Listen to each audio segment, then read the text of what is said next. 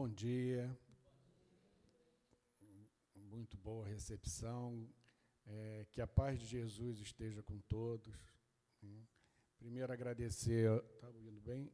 Primeiro agradecer o convite, né, desta casa, que nos recebe com tanto carinho, que nos recebe com abraços, que nos recebe com aperto de mão, com sorrisos, né, e só tenho a agradecer realmente ao convite. E é porque assim somos recebidos nessa casa. Mais uma vez, muito obrigado à Casa de Francisco. Coube para a gente, nessa manhã, como a nossa irmã já disse, Evangelho segundo o Espiritismo, capítulo 13, que a vossa mão esquerda não saiba o que dá a vossa mão direita, itens 1 a 6. Fazer o bem sem ostentação, os infortúnios ocultos e o óbolo da viúva. Vamos ver se eu acerto aqui. Foi. Então, o primeiro item é fazer o bem sem olhar a quem, e que a vossa mão esquerda não saiba o que dá a vossa mão direita. E o que Jesus quis dizer com essa frase? Que ele quis dizer que uma mão não veja o que a outra está oferecendo? Será que foi isso? Não, né? Claro que não, porque seria muito pouco para o nosso Mestre Jesus. Então, o que ele quis dizer? Primeiro temos que entender que Jesus, à sua época, ele falava por parábolas, ele falava por metáforas, ele falava de formas alegóricas. Por que isso? Porque as pessoas que o escutavam, né, onde ele parava, e as pessoas faziam logo aquela rodinha, aquela multidão, pequena multidão, para ouvi-lo, as pessoas tinham dificuldade, eram pessoas simples e tinham dificuldade de entender. Obrigado. Exatamente isso. Então, ele falava dessa forma. Então, o que ele quis dizer com que a vossa mão esquerda ou direita, eu sempre me confundo, esquerda não saiba do mundo. Será que foi, a mão esquerda está dando, aí o que eu faço ao mesmo tempo? Escondo a mão direita. Não. Não é? Claro que não, e a gente, nos nossos estudos, a gente sabe muito bem disso. O que Jesus quis dizer é exatamente que ele se refere às boas ações que a gente faz, a gente tem de fazer sem ostentação. É isso que ele quer dizer, com não saiba a uma mão que a outra dá. Exatamente isso que ele quer dizer. Ele quer dizer que quando a gente vai fazer uma boa ação, uma doação, seja de forma desinteressada. É exatamente nesse ponto em que ele quis dizer. E que tem a ver com o quê? Dessa forma desinteressada, tem a ver com humildade, tem a ver com devotamento, tem a ver com a verdadeira caridade. É exatamente isso que Jesus quis dizer. Porque a boa ação com ostentação, de forma interessada, ela tem a ver, lá no fundo, ela tem a ver com vaidade, ela tem a ver com orgulho, e é tudo o que os nossos estudos, a nossa literatura espírita diz que é para a gente evitar, para que a gente não faça desse jeito, que a gente tente, não é brigar, mas fazer com que não deixar que isso venha ofuscar as nossas ações, o nosso dia a dia. Então, é exatamente isso que Jesus quer dizer. Mas aí pode ficar a pergunta, na dúvida, o que realmente vai agradar a Jesus totalmente? Pode ficar essa dúvida em cada um de nós, né? E como é que eu posso saber se estou no caminho certo quanto à forma de ajudar? Como é isso? Pode ser difícil também para as pessoas, né? É que aquela boa ação que a gente faz e não lembra mais, e que lá na frente a gente recebe um agradecimento, um reconhecimento, e a gente vai dizer, mas eu nem lembrava mais disso, eu nem lembrei disso, eu fiz isso. Esse realmente é um sinal de que estamos no caminho certo, da ajuda sem ostentação, da ajuda de forma desinteressada.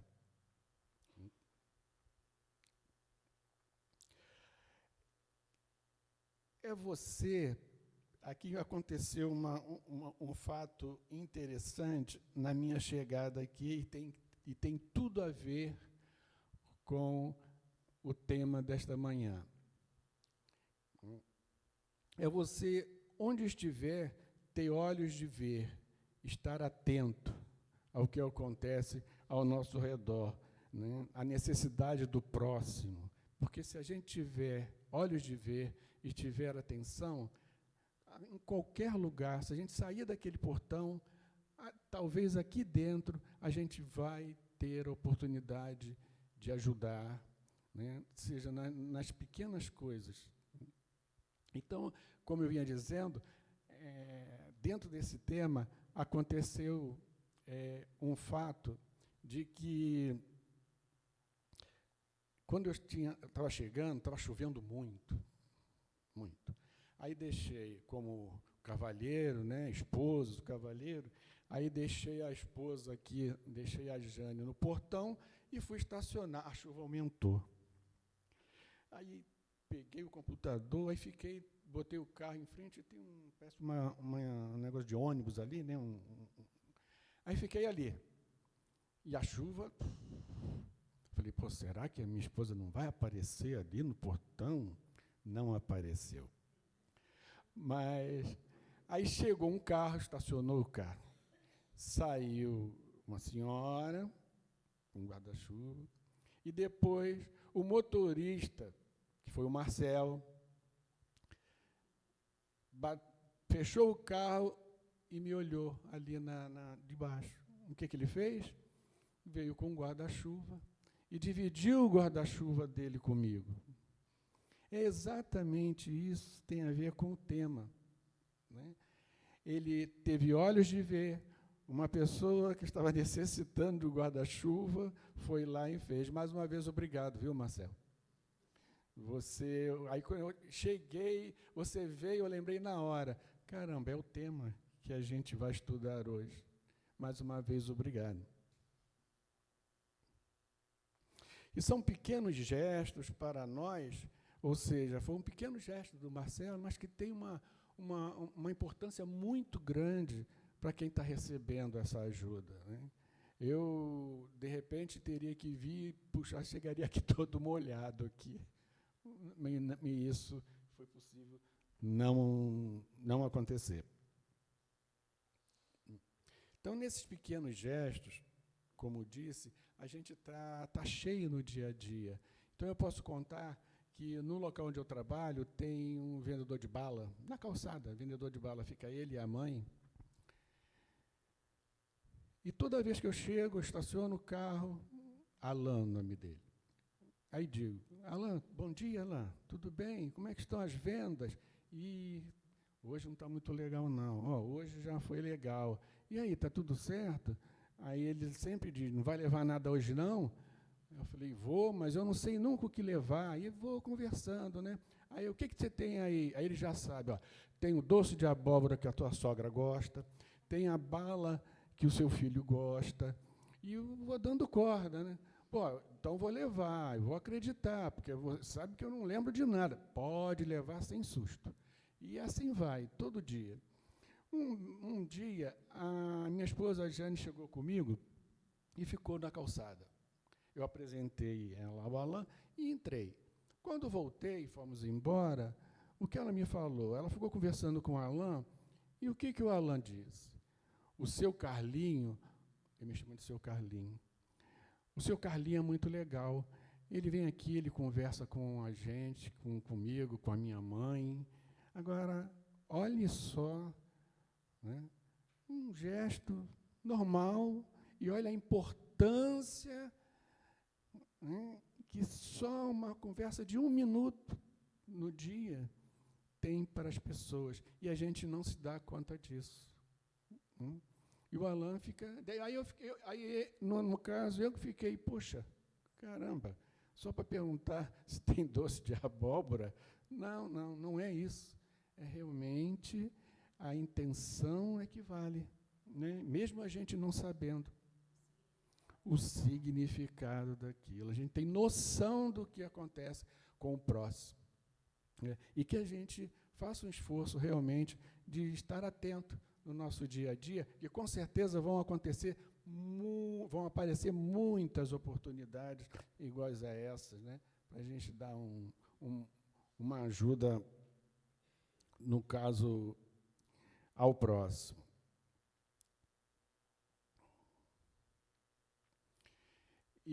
Mas, às vezes, a gente não pode desanimar, porque, às vezes, não dá muito certo, não, sabe? Esse tipo de ajuda, que essa intenção nossa. Uma vez eu vinha com um colega de trabalho no carro, e aí, de repente, eu parei. E aí ele falou, o que aconteceu? Eu falei, não, olha lá, tem um deficiente visual que está ali na calçada e ele está querendo atravessar. Aí parei o carro, fui até ao deficiente, era um senhor. E aí botei a mão nele e falei, pode deixar, enchi o peito, pode deixar que eu vou atravessar o senhor. Aí ele, não posso dizer, olhou para mim, ele virou para mim e falou assim, eu não quero atravessar, não. Eu não pedi nada a ninguém para atravessar. Aí eu pedi desculpa. Ele falou, não, desculpa, eu estou indo, eu pensei que o senhor quisesse atravessar. Aí cheguei no carro, aí o colega falou, ué, você não atravessou ele, não? Aí eu contei o caso, ele começou a rir, eu também ri, e continuamos o que a gente tinha que fazer. E fomos rindo do acontecido. Mas o que vale é a intenção. Né? Nesse dia, né, foi o senhor, realmente, ele não estava precisando daquela ajuda, mas eu pensei, mas o que vale, como volto a dizer, é a intenção, é o nosso poder, é o nosso radar, ele está atento, né, aos pequenos gestos do dia a dia em que a gente pode ajudar ao próximo. E a gente não pode deixar de ser, por um caso desse que não deu certo, entre aspas, não pode deixar que a gente deixe de fazer, né? Então, eu queria fazer aqui algumas perguntas. Alguém sabe me dizer quantas vezes respirou na última hora? Ninguém? Uma outra pergunta. Alguém pode me dizer quantas vezes o seu coração bateu no último minuto? Não. Não?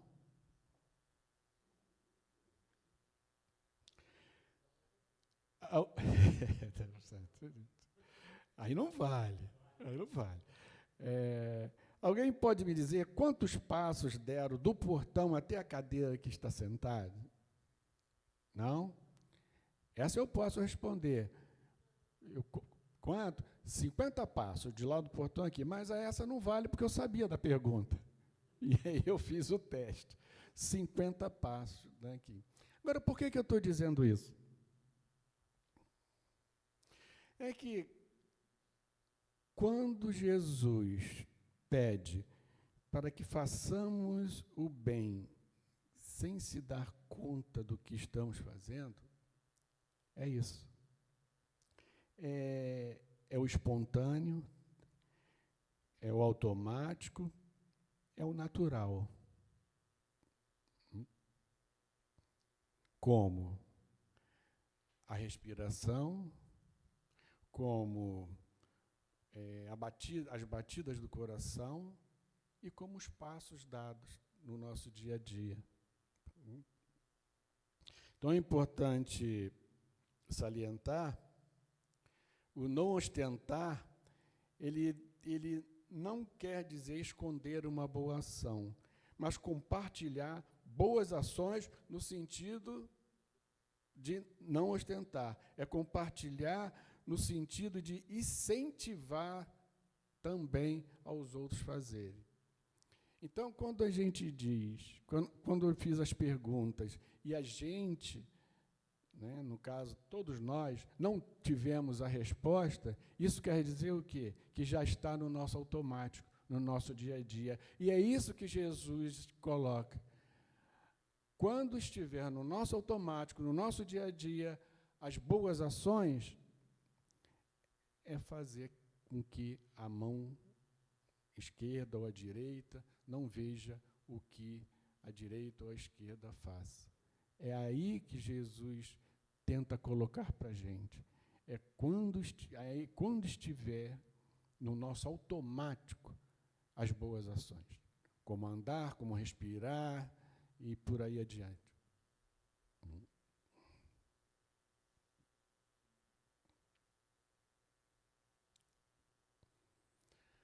Agora, tem uma coisa também, que a gente não deve, né, que a gente aprende os ensinamentos do Evangelho de Jesus, é que a gente não deve julgar. Ah, porque a pessoa ali não viu, a pessoa ali não fez, não importa. Cada um no seu momento, cada um no seu estágio, cada um no seu progresso, cada um na sua evolução espiritual. No sentido da ajuda, a gente tem, vamos ser assim, quando eu digo julgar, né, foi com ostentação ou não foi, a intenção, o que vale é a consciência de cada um. A gente pode dar um exemplo, que uma pessoa famosa, ela faz doações, né, a instituições de caridade, ela vai visitar doentes no hospital, e com certeza isso vai dar mídia, né? Ainda mais agora, com celular, internet, né? Vai ter sempre alguém que vai filmar e vai jogar na internet, isso vai se tornar público. O que vai valer, como a gente já falou aqui, o que vai valer sempre é a consciência de cada um, e a essa ninguém engana. Então, por isso, não devemos julgar. Né? Qual é o motivo que essa pessoa famosa, né, entre aspas, está fazendo?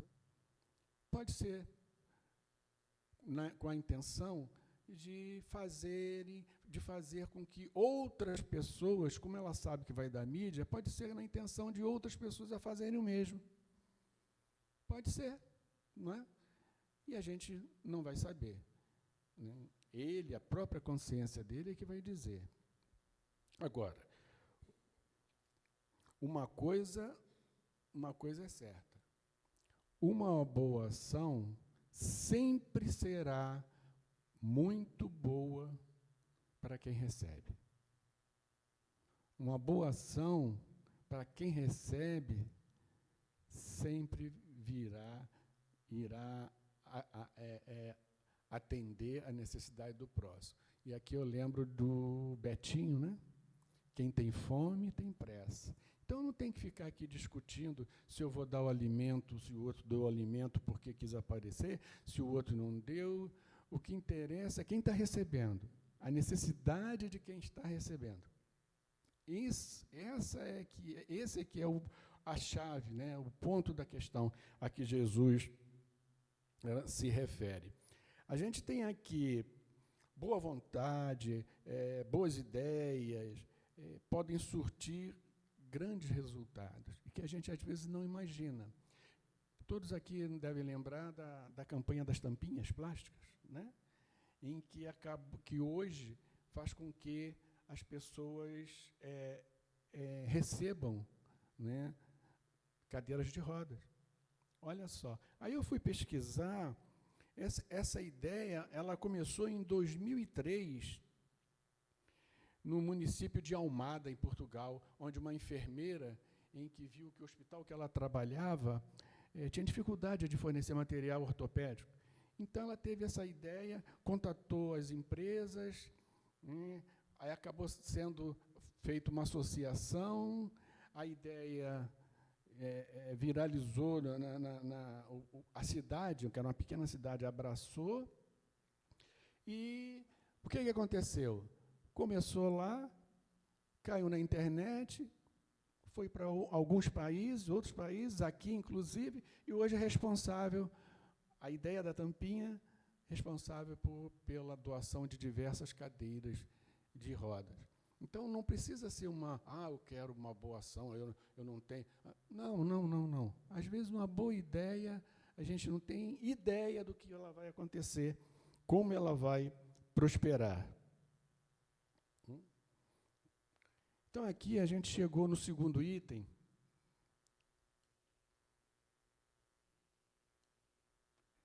Infortúnios ocultos. O que quer dizer infortúnio? Adversidade, infelicidade, fato infeliz que sucede a alguém. Que pode, sim, levar à manifestação da caridade. Então, hoje, está bem vivo na nossa cabeça, na nossa ideia, de o que está acontecendo com os nossos irmãos gaúchos. Esses grandes desastres, grandes calamidades, como está acontecendo no Rio Grande do Sul, onde a imprensa, né, ela divulga da mídia, a gente acorda ouvindo, vendo, internet, calamidade, povo sofrendo. A gente passa o dia ouvindo, a gente liga a televisão, está passando, né? Vai dormir, está passando. Calamidade, exatamente isso. Então, e aí o que acontece com a gente? O nosso espírito de solidariedade, ele é quase que impelido, né, pela mídia, a que a gente faça alguma coisa, a que a gente doe, a que a gente tenha alguma ideia, e é assim mesmo. E tem que ser assim mesmo. Ajuda a necessidade desse povo gaúcho é muito grande. Então, a imprensa divulga postos de coleta, né, onde estão os postos de coleta para facilitar a nossa doação, a arrecadação de alimentos, de roupas, de valores em si, que também é necessário, e etc, etc. E a gente vê carros, a gente vê caminhões chegando com doações, voluntários, que é importantíssimo, voluntários, tanto aqui quanto lá, que a gente viu as imagens, né? Deram um show nessa. O meu filho tem um amigo em que ele largou entre aspas, no trabalho, teve essa condição e foi para lá. Olha que coisa, quando a gente ouve, né? Mas vem gente de todo lugar, mas é tudo. A gente não tem. Não conhece de perto essas pessoas, né? Ele chegou agora, então passou um mês, então mandou vídeo para a gente no barco, resgatando idosos, essas coisas, né? E isso acontece. E que bom que isso acontece. E que bom que o ser humano é assim. Ah, precisa incentivar. Não importa. O que importa é que estão lá e o necessitado está recebendo o que precisa. Ah, mas o dinheiro não chega. Não, e esse tipo de coisa não boas que acontece, que a gente sabe que acontece, é assalto, né, que está acontecendo lá, não pode fazer com que a gente desanime da ajuda ao próximo. Mas por que eu estou dizendo isso? Por causa da importância. É importante qualquer movimento caridoso. Qualquer movimento caridoso, seja que monta estiver. E que bom que as pessoas, devido à imprensa divulgar, e que bom que as pessoas arregaçam a manga e vão. É assim mesmo, né? Mas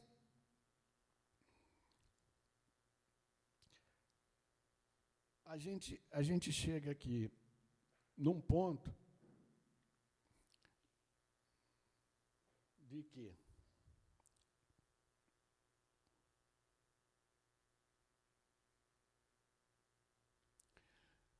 ao lado das grandes calamidades, existem infinitas necessidades acontecendo ao nosso lado, de forma oculta, de maneira silenciosa, que não aparecem no jornal ou na TV. Aí entramos no nosso tema.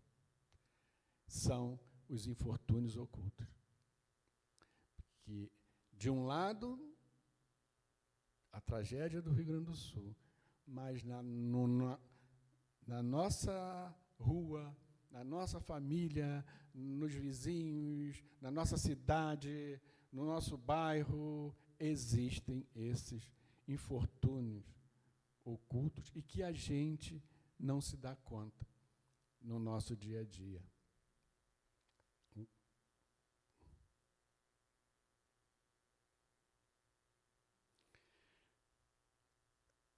E que, quando a gente se dá conta, isso deve ter, com certeza, aconteceu com cada um de vocês aqui, né? A gente não tem esse hábito, mas quando se dá conta de fazer uma ajuda a alguém, a gente não sente não sente um prazer, aquele prazer indescritível de estar ajudando, de estar fazendo bem para a própria pessoa, né?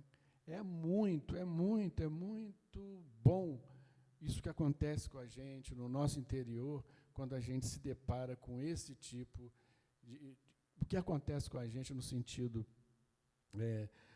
de ajudar, né? E aqui Kardec, ele complementa, olha aqui, ó. Há milhares de desastres particulares que passam despercebidos. São a esses infortúnios discretos e ocultos que a generosidade sabe ir descobrir, sem esperar que eles venham pedir assistência. Kardec, capítulo Evangelho segundo o Espiritismo, capítulo 13, item 4. E essa ajuda não necessariamente tem que ser uma ajuda material, né? Ah, eu não tenho nada para doar. Ah, será mesmo? Será que eu não tenho nada para doar? Ou será que eu não tenho nada para me doar? Eu não tenho o que me doar? Será? Poderá ser um abraço, poderá ser uma palavra de esperança, poderá, estamos juntos, olha aí. Poderá ser um sorriso, poderá ser um ouvir. Que importante é ouvir. Que às vezes a gente está com pessoas do nosso lado só querendo falar, só querendo encontrar alguém que a escute. Às vezes você calado está ajudando, às vezes você calado está fazendo uma boa ação.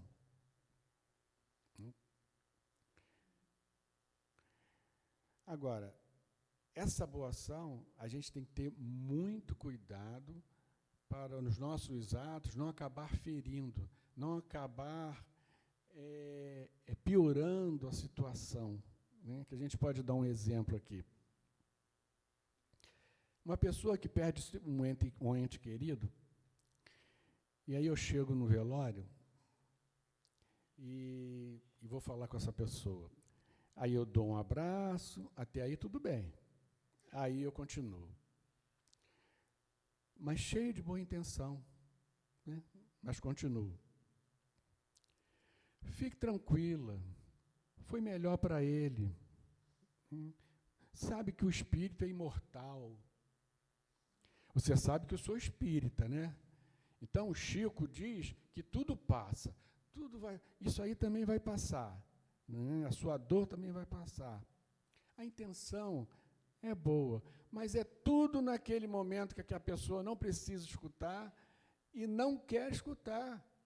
Então, a gente agindo dessa maneira, olha o que a gente está levando para essa pessoa, né? Mas cheio de boa intenção.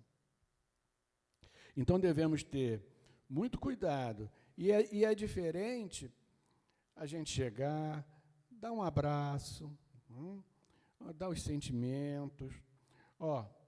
Estou junto, você sabe meu telefone, o que precisar, a qualquer hora do dia, da noite, é só me ligar, que estarei aqui à sua disposição. Aí não é diferente?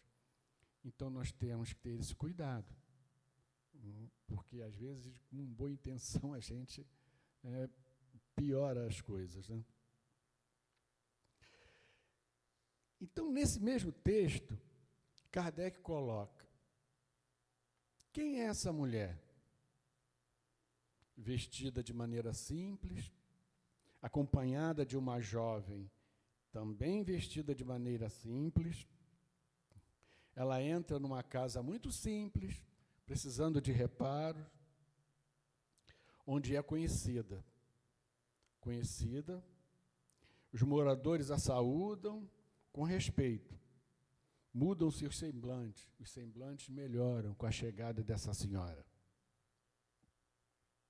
Com ela chegam doações, alimentos, roupas, até doce para as crianças. Eles não são mendigos. É que o pai está doente no hospital e não tem condição de suprir a necessidade da família. Se preciso for, também remédio não irá faltar para as crianças e para a senhora. Ao sair, essa senhora, um carro do lado de fora a espera e que a leva até o hospital. Ela chega no hospital para tranquilizar o pai de que todas as necessidades da família dele estão sendo recebidas, estão sendo completas por ela. Aí Kardec pergunta: qual o nome dessa senhora? Onde ela mora? Não importa para os infelizes aquilo que a gente está comentando hoje aqui. Não importa para os necessitados esse tipo de coisa, né? A vestimenta simples é para não insultar aos necessitados a sua vida de luxo, o seu luxo. A filha a acompanha para ser ensinada a praticar a caridade. Olha só que não fica só em ir lá dessa senhora. Ela leva a filha, visitando enfermos, confeccionando roupinhas para as crianças necessitadas. Assim, a filha é ensinada nos ensinamentos do Cristo. Ela é espírita? Que importa? Pergunta Kardec. Ela é cristã. Muito boa essa colocação de Kardec, né? E num dia a dia, uma de suas protegidas, que não era só essa senhora, essa família, a reconhece na rua e quis abençoá-la, e ela disse para ela: não diga a ninguém. E assim falava Jesus. Jesus não falava isso, ele curava, e aí a pessoa queria, não, siga em frente e não diga a ninguém. E assim Kardec coloca. E qual foi o ensinamento dessa senhora, principalmente para a filha? Compaixão, generosidade, solidariedade, humildade e amor ao próximo. Porque nada nessa vida ela é estanque, né? Tudo é ensinamento, tudo é aprendizado. E assim vamos progredir, assim vamos evoluir, né? Que é o propósito das nossas múltiplas encarnações. Porque devido às nossas imperfeições, a gente não dá conta da melhoria, do aprendizado que a gente tem que ter numa encarnação só. E há também caridades que se tornam públicas e que são de boa fé, hein? Como vimos, é a consciência de cada um é que vai falar mais alto. E tem caridades, boas ações, que a gente não se dá conta que a gente está fazendo hoje, agora, nesse momento, em que vai ter uma ramificação que a gente não tem ideia do que vai acontecer lá na frente com a nossa boa ação. Há exatamente 45 anos, eu passei no vestibular. Alegria, né? Contentamento. Mas logo depois um misto de inquietação. Poxa, eu trabalho de dia, vou estudar à noite, eu acordo 10:45 da manhã, eu vou ter que dormir meia-noite, e ficou aquilo assim. Pois bem, olha como é que são as coisas. No primeiro dia de aula, estou sentado, entram dois estudantes com a bengala, visão zero. Aí eu, com a minha ingenuidade, ignorância, como vai ser isso? Vai ser aula, tem aula em braille, tem... Resultado, eles moravam no Instituto Benjamin Constant, não sei se vocês conhecem, sabe onde fica, ali na Urca, durante a semana. No final de semana, eles iam para a casa deles. Então, eles pegavam, sozinhos, o ônibus Urca Central, na Central do Brasil pegava o trem para Piedade, aqui pertinho, e chegavam na sala de aula. Participavam da aula, né?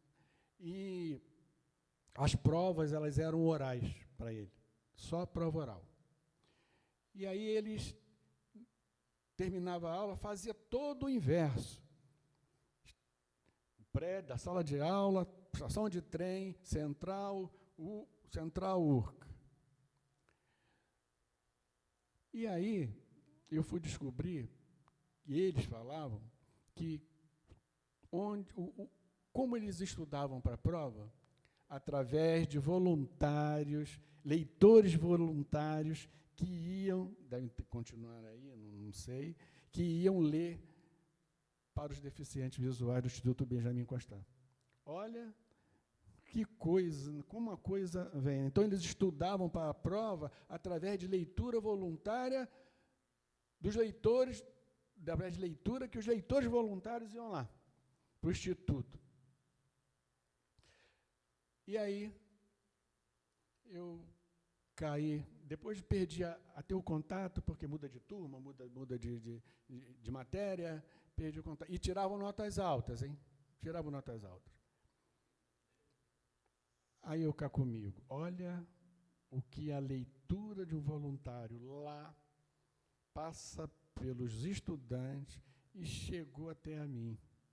Eu, com todos os sentidos, eu com trabalho, eu estudando e preocupado com poucas horas de sono. O que eu tinha ali não era um problema, era uma dádiva. Eu tinha dádiva. Mas não percebia que eu tinha um infortúnio oculto, interior meu, e não me dá conta desse exemplo que esses dois alunos deram. Para mim e para a sala toda, para a sala de aula, nos intervalos onde eles estavam, tinha uma rodinha. né? Viraram. E essa realmente foi um ensinamento, em tanto, que eu carrego, né? Há 45 anos, estou carregando esses ensinamentos, né? Agora nós já estamos aqui adiantados, vamos dar um... Não. É o óbolo? Isso. Agora entramos no terceiro item, que é o óbolo da viúva. Óbolo, pequena moeda usada na antiguidade grega, de valor insignificante, donativo de pouco valor, sinagoga, local de culto judaico, gasofilácio, caixa ou cofre onde se recolhiam as oferendas para o culto. Situava-se num local de grande circulação, grande visibilidade nas sinagogas. E Jesus estava lá. Jesus estava lá na sinagoga, junto com os seus discípulos, né? E começaram a chegar o pessoal do dinheiro, o pessoal de posse, em que ia lá, pegava aqueles sacos de dinheiro e colocava no gasofilácio. Dizem que existiam até pessoas que pegavam o dinheiro e trocavam por moedas pequenas para dar mais volume no saco, para ter mais visibilidade na doação. Não é? Mas Jesus está lá, sentado, está lá aqui Jesus. Aí chega uma senhora, uma viúva, sofrida, vai lá e coloca 2 moedinhas. Aí Jesus não perde tempo. Jesus chama, ei, discípulo, chega aqui, está vendo aquilo ali? Olha lá.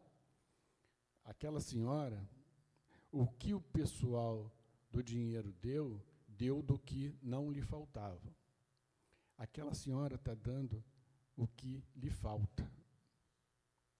Então, na balança divina, claro que a doação é boa, como a gente já viu aqui, é boa em qualquer momento, em qualquer lugar, para as pessoas que estão necessitadas, isso. Mas na balança divina, o que vai pesar mais é a doação dessas 2 moedinhas. Né?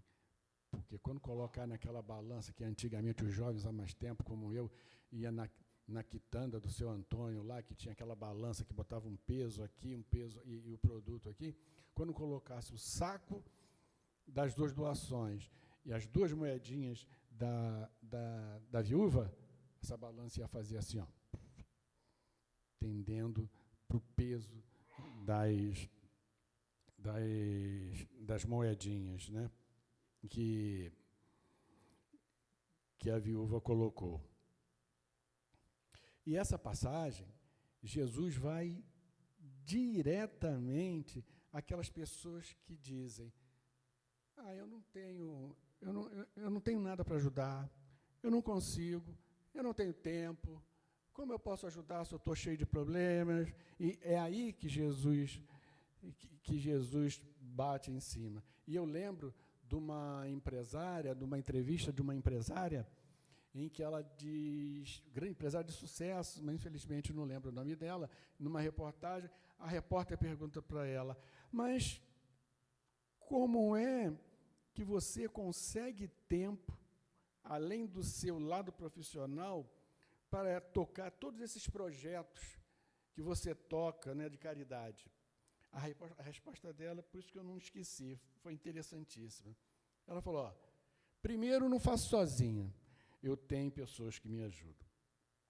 Segundo, nunca peço ajuda àqueles que dizem que não têm tempo. Nunca peço ajuda àqueles que dizem que não têm tempo. E aí ela completa: eu só convido a ajudar aqueles que já têm tarefas demais, porque esses sempre encontram um jeitinho de ajudar um pouco mais. Aí a repórter ficou assim, eu falei: caramba. E aí, uma casa como a Casa de Francisco sabe muito bem o que é isso, né? Não tem tempo. Por quê? Porque a esses, a caridade já está no sangue. A esses, já está no automático, como a gente viu aqui. E todas as doações, toda ajuda é importante, material ou não, e serão sempre bem-vindas.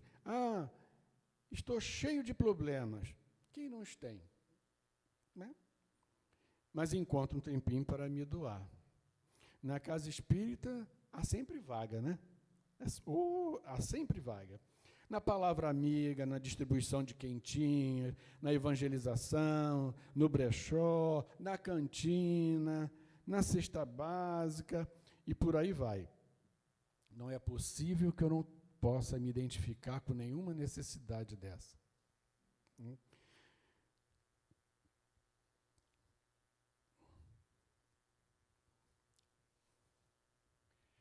Se eu ajudo na intenção de me promover, não é legal, mas é importante para quem recebe. Se eu ajudo e a notícia corre, muitos ficam sabendo e sai do meu controle. Não tenho mais o que fazer, mas é importante para quem recebe. Se eu ajudo e tenho a intenção de fazer outros também ajudarem, será importante para quem receberá e para quem ajudará.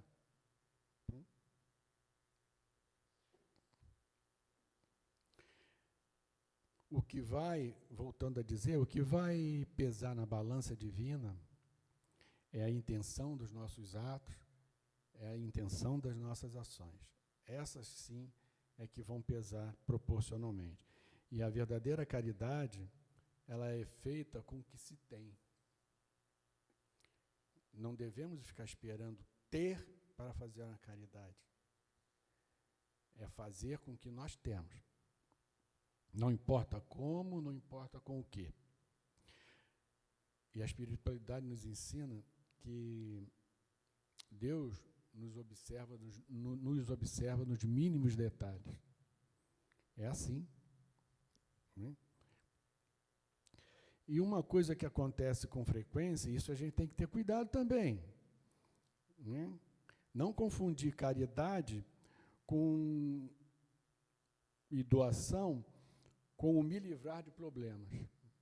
Eu trabalho no brechó lá do Seja, e aí me dizem que eu digo que sou um trabalhador braçal, eu tenho uma picape, transporto, doações, e eu digo que eu sou trabalhador braçal, e eles dizem que, para eu não dizer isso não, para eu dizer que eu sou um trabalhador operacional e um médio de transporte, que é mais bonito. Eu falei, tá, tudo bem, então vamos lá. E um dia eu chego lá no Seja, aí a coordenadora do brechó fala, olha, Carlos, temos que pegar uma doação que a senhora já teve mais de 2 vezes aqui, está interessadíssima em doar, mas não está com tempo, não sei o quê. Tudo bem, vamos lá. Peguei um outro voluntário e fomos para a casa dela. Um condomínio de luxo. Aí eu anotei aqui o que tinha lá de doação. Anotei que é para não esquecer. Eu trouxe 6 tijolos, 1,5 saco de areia, 2 latas de tinta pela metade e 3 bolsas descascando, bolsa de mulher descascando, aquela que parece que quando a gente vai à praia e sai, a gente mexia na bolsa, saía aquelas cascas. Aí eu fiz questão de pegar e levei para o Seja e mostrei à coordenadora. Tem que ter uma necessidade aí, né, de uma melhoria aí dessas coisas. Aí ela falou, hoje o Seja recebe foto para ver se é uma intenção. Mas aí vocês pensam, isso é um caso isolado. Não, não é um caso isolado. Centro Espírita Pedro de Alcântara, em Bangu, onde eu fui criado. Meu pai é responsável pelas doações. Aí, como é pai, né? Aí já é diferente. Carlos, olha, você tem que vir aqui, a gente vai perder a doação, não sei o quê. Tá bom, pai. Lá fui eu, com um colega de trabalho. Chegamos lá na doação. Era uma geladeira, um fogão e um forninho elétrico. Olhamos um para o outro, pegamos, saímos dali e fomos direto para o ferro velho. Entregar no ferro velho. O que rendeu? Não rendeu o suficiente para pagar o nosso lanche. 3 pastéis e 3 caldos de cana. Era a doação. Aí a gente pode pode pensar, né? Foram doações ou livramento de problemas? Mas a gente aprende o quê? Não julgueis, né? Mas, bom, vamos continuar nossos estudos. Hoje, nós somos 7 bilhões de encarnados, todos diferentes uns dos outros. Se a gente fizer uma fila dos 7 bilhões, e para a gente ver a nossa digital, a gente não vai encontrar uma digital igual a outra, nem dos gêmeos idênticos. E como a proporção para desencarnado é de 3:1, há 21 bilhões de desencarnados esperando a oportunidade de reencarnação, também todos diferentes uns dos outros. Uns prontos, outros ainda não prontos para a encarnação. E na erraticidade, ela não tem digital. Ela há pensamentos, ela há consciência. Né? E nós podemos pegar, como exemplo dessa diferença, de dois espíritos de muita relevância na nossa doutrina. Emmanuel, que foi só o mentor de Chico Xavier, e Bezerra de Menezes, que quando desencarnou em 1900, ele desencarnou e ele foi despertado no mundo espiritual por Celina, uma enviada de Maria. E aí eu, no meu imaginário, adoro, fazendo estudo, estou sempre viajando nos estudos, eu falei, sabe lá o que é isso? Maria Santíssima chega, Celina, olha, voltou para a pátria espiritual o nosso amigo, nosso irmão Bezerra. Eu quero que você vá lá. Eu quero não, né? Ela pede. Eu estou precisando que você vá lá para despertar o nosso amigo Bezerra. E Celina foi. Aí não é mais imaginário. Celina, ao despertar Bezerra, Bezerra escuta umas vozes do lado de fora, escuta as vozes do lado de fora, e aí, que vozes são essas? Que burburinho. Aí Celina diz para Bezerra, vem aqui na sacada para ver.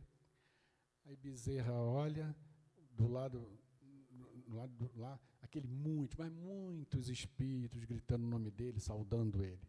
Aí ele pergunta para Celina, quem são essas pessoas? Quem são esses espíritos? Ela falou, você não sabe? São espíritos, são quem você ajudou com seu amor na Terra. Esse era Bezerra. E ele, com a sua simplicidade, não posso, eu não mereço isso. Merece, como merece? Eu tenho mais 5 minutinhos? Tem? Então tá. E aí, isso não é historinha, não. Isso aí está no livro Semeador de Estrelas, de Sueli Caldas Schubert. Né? E estamos falando de diferença de Emmanuel e Bezerra. Nós podemos colocar, como nós estamos falando dos nossos temas, podemos colocar do combate dos dois ao egoísmo, por exemplo, que é um empecilho forte. Não fazer o bem sem ostentação, em atuar nos infortúnios ocultos e como doação, como o óbolo da viúva. Esses empecilhos vêm do egoísmo. E Bezerra, e aqui a gente tem o egoísmo. Né? Falta de altruísmo, preocupação com os outros, apego excessivo aos interesses próprios, comportamento das pessoas que não têm consideração aos interesses dos outros, presunção, tendência a excluir os outros, tornando-se uma única referência sobre tudo. Interessante essa imagem aí, né? Oi? E aí, como são de espíritos diferentes, eu recebi uma autorização assim de 5 minutinhos, a gente coloca aqui Emmanuel em relação ao egoísmo, ao combate do egoísmo. Esta chaga da humanidade deve desaparecer da Terra. Monstro devorador de todas as inteligências, filho do orgulho e fonte de todas as misérias deste mundo, é a negação da caridade o maior obstáculo à felicidade dos homens, a lepra do coração humano, é preciso estipá-lo do nosso coração.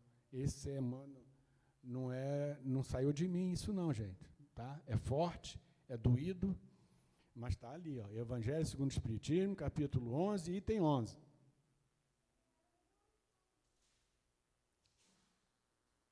E Bezerra.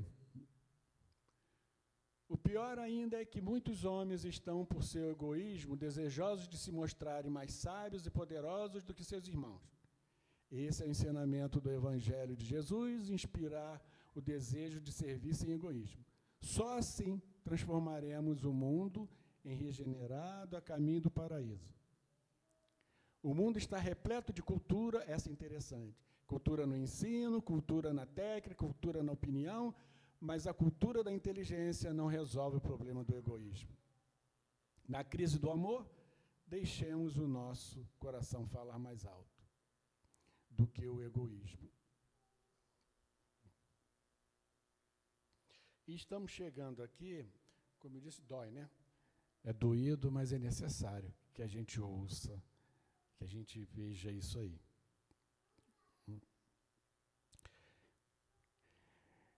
Então, a gente está chegando aqui ao nosso final, agradecendo aqui esses minutos.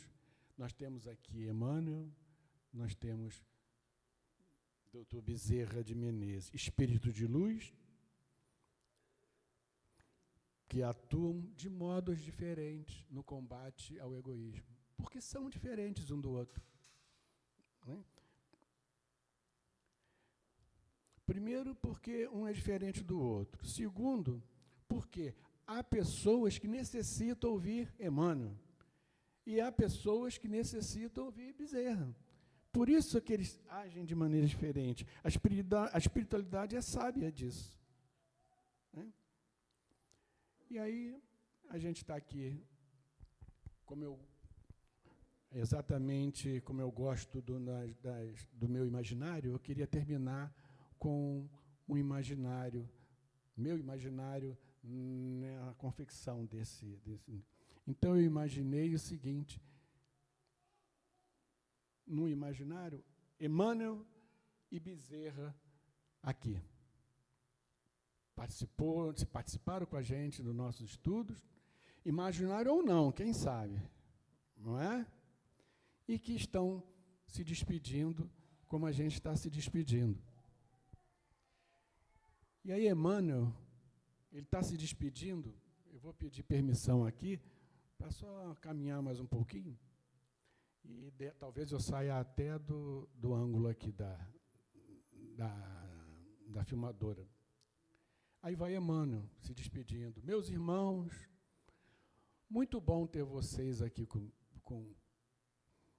ver vocês aqui na casa de Francisco, e que vocês continuem neste caminho, esse é o caminho certo, isso é Emmanuel se despedindo de nós.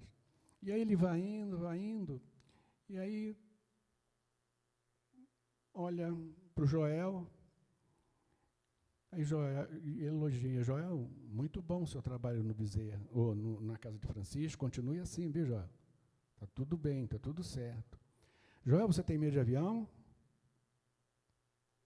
Mais ou menos? Cuidado então, porque eu já tive de chamar a atenção do Chico num voo que ele estava e que ele ficou com medo porque o avião deu uma tremidinha e eu tive que chamar a atenção dele. Então, de repente, para você não precisaria isso. Muito bom, tá, Joel? Continue assim, um abraço aí em todos. Eu estou indo para minha voltando, né, deixando vocês e elogiando vocês. Agora vem o doutor Bezerra para finalizar. Isso para vocês sentirem a diferença. Queridos irmãos, é com muita felicidade que estou aqui, vendo vocês aqui num domingo, casa, né, frequentando a casa de Francisco, essa casa de amor, essa casa de paz. Muito bom mesmo. Então, o amigo Bezerra está se despedindo, né? Aí vai Bezerra e vai. Joel, muito bom você aqui. Seu trabalho na casa de Francisco é excelente. Continue assim, meu amigo Joel. Joel, você pode se levantar? Pode? Então vem aqui, vamos terminar com um abraço do seu amigo Bezerra, Joel. E muito bom te abraçar, Joel. Um abraço do amigo Bezerra. E assim a gente termina o nosso estudo da noite de hoje. Que, graças a Deus, né, que Jesus continue com todos, graças a Deus, e que assim seja.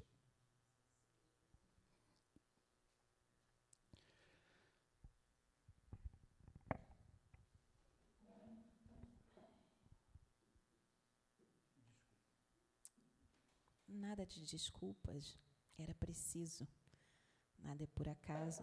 Imagina, Joel perdeu um abraço desse, de Dr. Bezerra? Nem pensar, não é, gente? Não pode. Queridos e queridas, a gente tem só gratidão por essa família, tanto o Carlos quanto a Jane, né, estarem sempre dispondo do seu tempo, fazendo desse tempo uma grande caridade. Então, vir aqui, estar conosco um domingo de manhã, é de uma fraternidade, é de um carinho imenso. E a nossa casa só pode sempre agradecer a vocês por tanto amor e tanta disponibilidade sempre conosco. Muito, muito obrigada. Nesse momento onde a gente percebe o quanto ainda somos egoístas, ainda temos a vaidade ainda aflorada, muito forte em nós. Nesse momento,